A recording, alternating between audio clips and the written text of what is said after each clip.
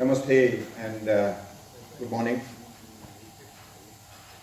It is, we have had some very interesting presentations on A, the problems that we have with water, and B, how to use multiple sources and how to treat.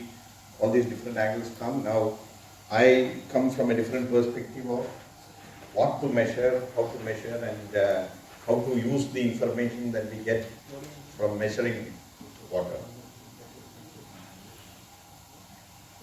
Now, I come with 30 years in instrumentation, and I was fortunate to be given an award here yesterday. Internationally, in Abu Dhabi, I won a similar award for a project for government of Abu Dhabi for innovative use of IT for water management purposes. That was the award there, facilities management, innovative use of IT. So that's the background that we come from, just to reflect on the point that technology can actually be very effectively used for managing our water resources. The information that we're going to present here, we have gone through about 60 towns in India, measuring water for them with our portable water audit work.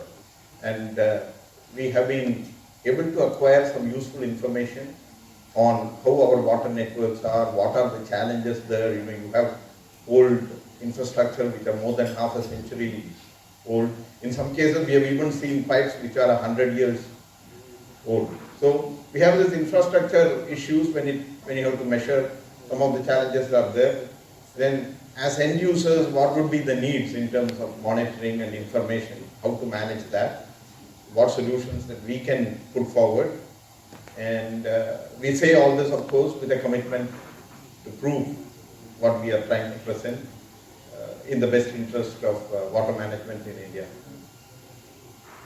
Now, the most preliminary observations, because our water networks have not been designed for measurement. You would not find a lot of metering anywhere in our water network. So now everything has to be retrofitted. That's why the subject is today about retrofitting of measurement solutions. To retrofit, we have to understand a little bit about the dynamics of our water networks.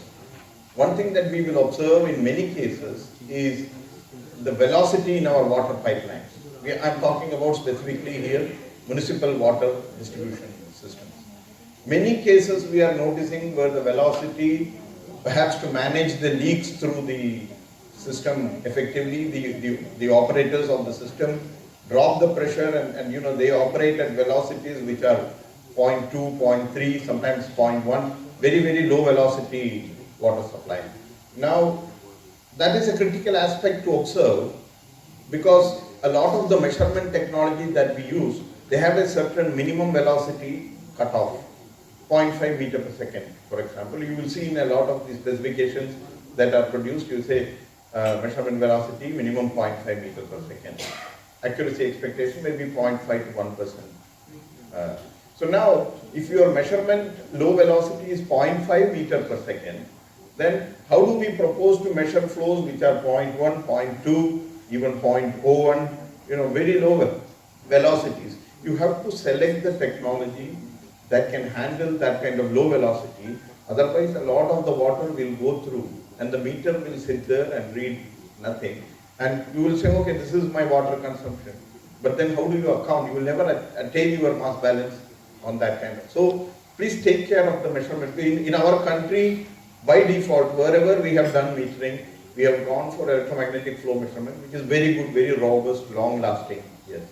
But there is a limitation of that technology itself, which is that it cannot measure very low velocity. So, if you are concerned about having low velocity leakage losses from your system, then obviously you have to consider another measurement technique, which we are going to talk about actually is ultrasound measurement technology.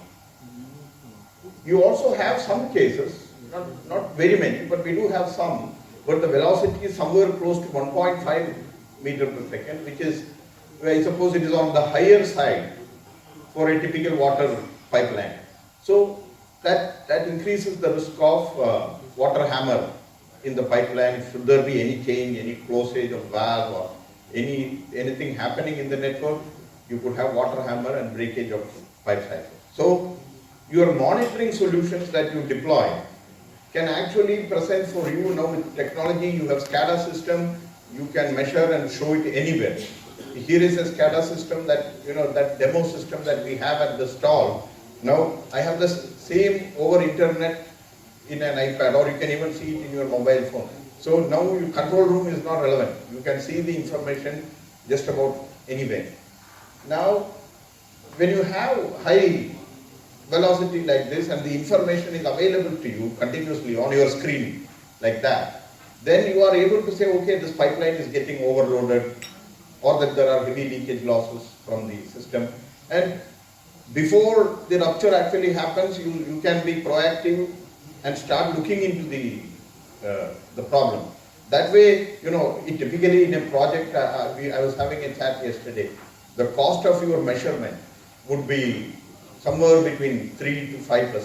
Measurement, I am saying, including the SCADA control systems and so forth. Your budget would be 3 to 5%. That's a very small part of the budget, which is often not taken seriously.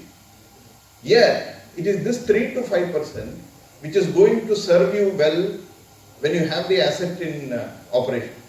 Especially when you retrofit and you have everywhere, you have old pipes and old infrastructure to take care of, then it is important to monitor what is happening and select the right parameters that you want to monitor. Hence, we are pointing out the velocity and the criticality of measuring velocity suitably. And see, there are some graphs again showing the low velocity issues.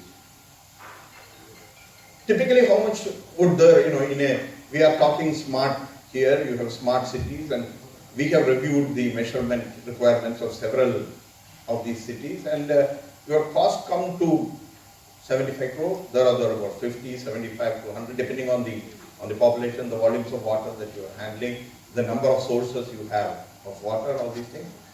Now, when you invest that kind of money, which is overall, when you go for a 24/7 project, this is perhaps 3% or 2% of your development budget, life cycle budget. Then, how can we make it pay back? Because this 3 to 5% can pay back very, very rapidly in terms of water savings that you realize. Now, there has been a lot of discussion. In the very first presentation yesterday from UK, we saw a projection of how use of AMR meters is going to go up. Now, that's great. In our country, someone said that only about 30% of the water is actually metered. It means that there is a threefold increase scope in terms of the metering. Now, that means a lot of data for you. When you put normal water meters, somebody goes once in a couple of months, maybe takes a reading and does the billing. That never translates into management information for you. But if you put an AMR meter just to take away that person and then replace him with a reading system just for the purpose of billing, then you are not realizing any benefit for your investment. So we are saying that the AMR meter is a great source of near-time data because that is actually your revenue water. What the meter is measuring, whether it is commercial supply or municipal, domestic, that is going to be your source for real-time data. Now, you add up all the meters, there are 4,000 meters in this area of Mahabalipuram, for example. All these 4,000 added revenue meters added together will give you the total revenue water from that area. Now, you may have an overhead tank, and that overhead tank, or the DMA, as we call in measurement parlance, the district metering area. At that location, you will have the metering. That will tell you how much water you have actually supplied into the area and how much is being realized as actual revenue or actual usage of water. The rest is unaccounted. Then you have a much better focus of where you want to look at in terms of your unaccounted water. So please, I have been party to discussions on AMR metering where people say why should we invest? Only to replace the people. There is a running cost element here. So why? That is probably because we are overlooking the usage of that data actually for non-revenue water reduction. That the focus should be there, then the cost becomes insignificant. Then you can bring the information onto your actual water network control screen. The typical approach is what? You take the AMR meter, read all the data into a server, connect it with the billing application, you generate all the bills, end of story. Now technology being as open as it is, you are able to take all this data into the SCADA domain, and then your display systems can go, that is, it's going to the overhead tank, and from the overhead tank it's getting distributed, and there are the individual water meters. That information can come here, and the SCADA can actually do your reporting, where you are not, Amravati are here, the CM has got an affinity, for data at his fingertips. So nowadays that is important now, because you have to know what is happening where, and if there is a break in pipe, you are not going to wait for weeks for that to be fixed. You want things to happen rapidly, because we are coming to the summer months. Water is a very critical issue for us. So now remember that your water meters, you are increasing threefold. You are also increasing your maintenance requirement equally. So if you are going to get information about the health of your water meter, you are going to, you get a green light near the water meter which says it's healthy. It is giving me the information on time. Then if that water meter stops sending data, maybe because the battery has run out, and that will happen, maybe not as a new system in the first 6 months or a year, but over 2 years, 3 years. So the mechanical water meter we have used for more than 50 years now, and that works. We know the odd problem will be there, but that is 1 in 100. You solve it, and the mechanical meter will do the job. So your problem is not with the meter. Your problem is with the electronics that brings the data out from the meter. So if you are able to manage and track the performance of that electronics, and by the way, another thing that we can do with portable ultrasonic equipment is, for the water meters you can have, I think the current standards demand about 12% verification. So if you want to verify your water meter performance randomly, you could use portable certified ultrasonic meters and say, okay, 24 hours, how much water is going, that meter is working well, no problem. So you should have systems which tell you how to bring out whether a meter is working or not. Because if you have, like in our town, Coimbatore, they are planning to install 150,000 domestic water meters. Now, how do you track whether all 150,000 units are healthy or not? You want systems to come and tell you, yes, I am healthy, or no, I am not. So, and you want to focus your attention only when the system tells you there is a problem with the water meter here, right? So, you can observe area-wise totals, as I said, to compare from the DMA area to the domestic water meter. You can see what is the performance and how much water is being consumed on a daily basis. Then verification we have already talked about.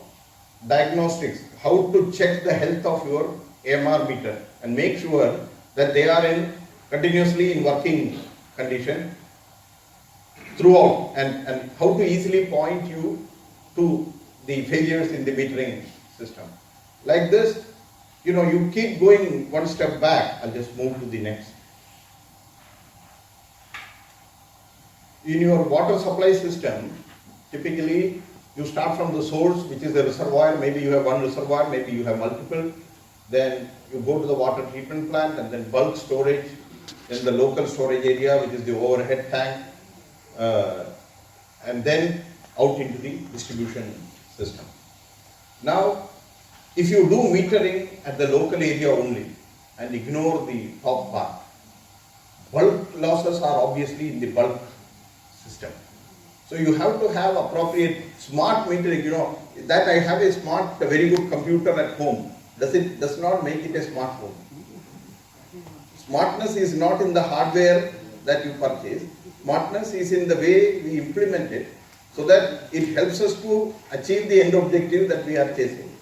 So when we do metering, we probably should start from the top there, from the source, and then meter all the way. How much water is given to the treatment plant, how much is coming into the storage area, that is your bulk transmission system. Then to the overhead tanks, and from there to the distribution network, all the way to the individual consumer. If we are metering in each area and then comparing one with the next, then you are able to assess what are your losses, and that too based on geographical area, obviously, because your metering is done in DMA wise. For each overhead tank you have a certain supply area, so you are going to do the water metering there, compare it with the supply from there, and that with the main storage area, and that with the water treatment plant, and further that with the raw water takeoff that you are having. So if you engineer and build your system with that concept, then you are able to track your water performance top to bottom. I'm not saying that all of these have to be implemented in one shot, but there should be a plan. And currently we are working for Mumbai Municipal Corporation.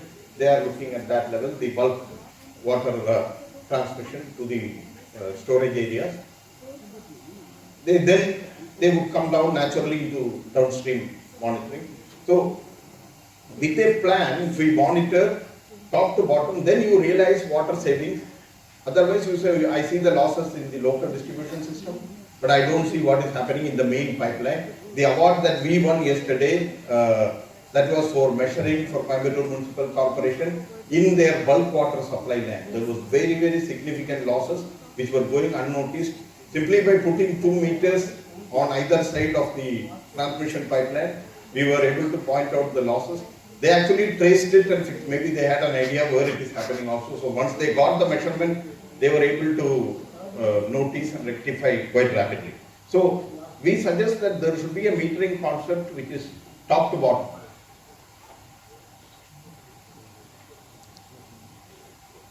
Then what would be the requirement of a typical municipality or a township in terms of water monitoring? This gives a summary of whatever the main points that we have talked up till now. There may be existing investments in some cases. Now, the project that I did for Abu Dhabi government, there was a lot of existing metering, existing pump station, automation, old SCADA system. So you really want to assess what you can get out of that.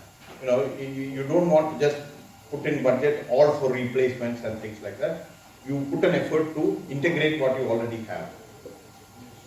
Then you can install the meters without losing water. Many times this is an area which is overlooked, because people have a way of writing specification and they are used to it. That method does not take on board that you are retrofitting. You are fitting into existing pipeline which cannot be isolated. I don't know where the nearest isolation valve is.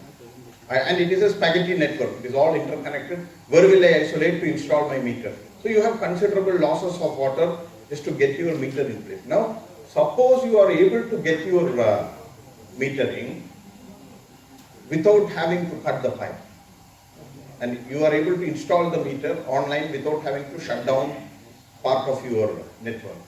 That is a very important consideration when it comes to installation of water meters in existing systems. And needless to say, reliable and robust, you have to have good life. 20 years of measurement life is essential, because nowadays you have different types of meters. Depending on your budget, you can have much less expensive meters with much less life as well to go with that. Then those which are easy to install and maintain. Now, in ultrasound technology, you have a bunch of sensors. What we are going to do for Mumbai Municipal Corporation, for example, there is a bunch of sensors. There are 60 odd metering locations. The sensor, the pipe diameters vary from about 300 mm to 3 meters. Now, across all this, the instrument is exactly the same. Your spare parts, inventory, maintenance, handling, removal, everything, the methodology is exactly the same. I think that gives an advantage when it comes to the operational life of the equipment. Then you have to measure essentially in our country on different pipe materials.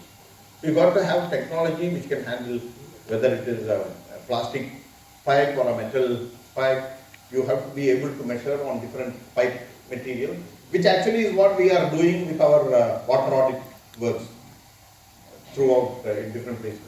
Now, we have seen cases where people put a reducer on the pipeline and then put the meter there just to ensure that you get a full pipe flow.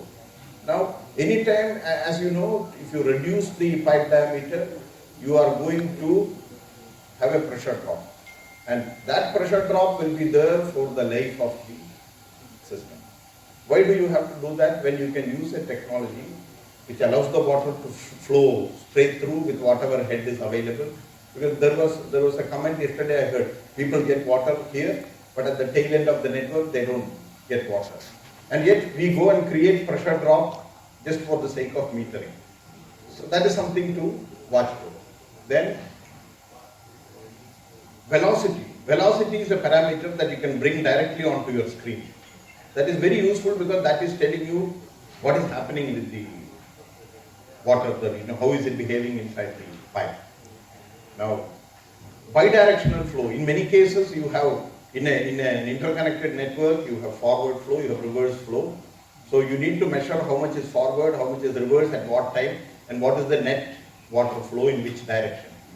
So when you do metering, you have to be careful where you have bidirectional flow so that you don't end up measuring only in one direction and the other remains unknown. Then standardization of the meters, as we discussed earlier. Maintain commonality of instruments, commonality of spares. It becomes much more easy to maintain. See, these are some examples of different pipes where we have actually measured. You can see some are pretty old pipe where we have to measure. And in every case here in our study, we have measured with ultrasonic clamp-on metering. And as I said yesterday, there was a media report about the Chennai Smart City for Tamil Nadu Water Investment Company. They used us to do the measurements for that. Different pipe material. And you may have flows which are gravity. You have a wastewater or a water treatment plant inlet or a wastewater treatment plant inlet where you have flows like that, open channel or partial pipe flows, which you cannot measure with conventional technology. You should have technology that will specifically, we buy our equipment from our partner company in Germany, a company called Municipal, not far from Stuttgart in Germany. They have sensor technology which can measure in different conditions. Partial flow pipe, dirty water, clean water, sewers, to detect sewer surcharges, sewer overflows in combined sewer systems. So these kind of sensor technologies available. They are available on display here for anyone who would want to come and take a look. You are most welcome to do that. These are all the various sensors. You can see the sensor options there. You have sensors that measure without coming into contact with the water at all, and sensors that sit inside the pipe and measure. Now, we are doing a project in Gujarat for a hydroelectric power station at the pen stop, where the pipe diameter is only 6 meters. So, it is measuring water itself is not a problem. There are people who say, oh, we have tried this and we have tried that, and we are not successful with measurement. Even using the right technology and installing it wrongly is a headache. Or altogether selecting the wrong technology can also lead to problems. So there are ever so many sensor options which you can use, and from there you can transmit the data to central intelligence systems like SCADA, which can help you analyze and interpret. Now, please, when you install or you commission a SCADA system, make sure that it is engineered. Normally, IT people come to do the top-end visualization and reporting. Their understanding can be limited in terms of the water network and its uses. So, they are not able to visualize the circumstances and the information that the client will find useful. There is a lot of data inside that system. Now, how do you convert it into meaningful information for you to manage your infrastructure? So that needs people who program the system, with some understanding of the purpose and a little bit of the hydraulics on water. If that can be added, then your SCADA system will deliver amazing performances. Here is a typical flow meter, electromagnetic flow meter that you want to install. Sometimes you may choose to be, in our country we can't build a bypass around it because we don't have the space to do that. You cut the pipe, remove that and then install a meter with the valve. Lot of space, lot of very bulky construction. Now that takes days of installation. In larger sizes, it's a ton of weight that has to come and just get installed in a pipeline. You have to support it. Now all these complexities can be looked at in a different way. When you are having to retrofit on your pipeline, there is a 1.5 inch nozzle and a sensor inserted. That is your flow meter done. It's going to take half a day for the installation. We have such an installation which is not far from here at all in Pallavaram. If anyone wants to see how simple water metering can be, we are quite happy to show that for you. Easy installation, one person can do it in a few hours time. Another technology, of course, is the clamp on, which is very similar, where you don't even have to drill a hole. The sensor can be clamped onto the pipeline and it gives you exactly the same level of performance in terms of. The advantage you get is these kind of sensors can measure very, very low velocities, even to 0.01 meter per second. So your leakage losses will be measured, is something that you can be assured of.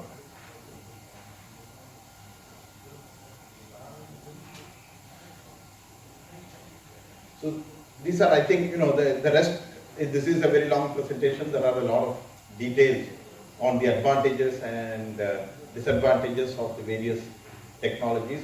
We are quite happy to, if anyone wants to have a discussion specific to their application, how do I measure my leaks, how do I determine my non-revenue water, how do I economize in terms of water metering. Because when you do domestic smart water metering, I know that, I have the water metering people here as well.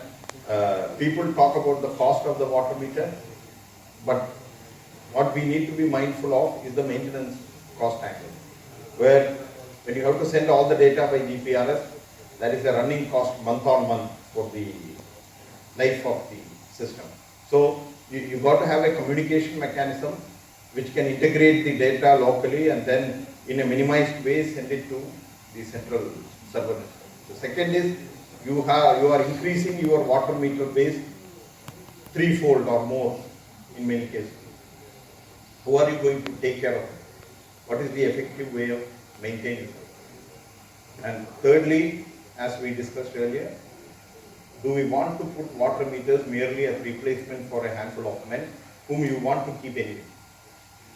You want to utilize the data that comes from the water meter for your NRW determination, where you have contracts out for NRW reduction, that your contractor actually derives the, and for contractors that they have mechanism to see where it is going and actually prove to government that the leakages are being attended and the non-revenue water is reducing. So appropriate monitoring, hence, although a very small part of the budget, it is a very critical part. So I said yesterday that the recognition that we got is not actually a recognition for us, but a recognition for effort to reduce leakages from our water system. So this is the effort that we all need to continue. Thank you very much for the time. If there are any questions that I can take, or I can go offline, we invite everyone to just to come and take a look at the systems that we have, and we can answer any questions. Come to you specifically where you are, for any clarification. Thank you very much for the Hello. patient. Yeah. Said here. Yeah, please. How efficient is the electronic parts for the effluent difficult other than the water? Can you? How efficient is your electronic, whatever you are placing in the sensors or in the meters for the difficult, tough to treat waters? Now, are we talking specifically about domestic water meter or is it a general It's question? a waste. So for example, now sludge, whatever it is, now Yeah. it has to be passed to that. Yeah. Now, High COD, BOD. yeah, it will not be bothered at all by your COD, BOD because the electronic is completely sealed from the water contact in our technology. You know, I showed that open channel measurement methodology where you have something that looks like a computer mouse which sits inside the water. If it is a highly chemical laden flow, we can go for PVC coating on the sensor, not PVC, Teflon, PTFE coating on the sensor, which is corrosion, chemical attack resistant. So with the meter, 20 years, no problem. The sensors will work well. Electronics, of course, electronics has got its own life, which is certainly in excess of 10, 15 years in that range. Very robust, but please make sure that you select the technology and not only selection, but where you install it. You put an LCD display in a place where you have direct sun. Even the best device in due course, it will deteriorate. So we have to protect our instruments when we install them.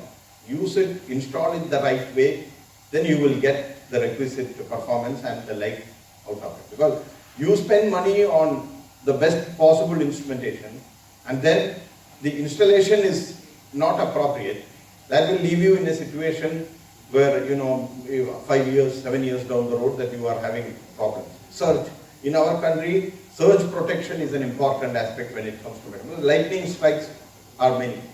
So you want to have surge protection mechanism into the electrical part of your instrument so that any lightning strike happening will not. Lot of the this water metering you find around our country, people think the meter has failed. It has, but it is an electrical failure. The chips have been burnt out by a lightning strike. And this is just only because we don't take care of putting a surge arrestor, which is not a very expensive device at all. You're talking about a few thousand rupees to put a surge arrestor in place. You will increase the life of the equipment many-fold. So installation is critical when it comes to instruments. Okay. Sorry to interrupt in between, but we are running short of time. So thank you, Mr. Muthuswamy. And now I would like to invite our next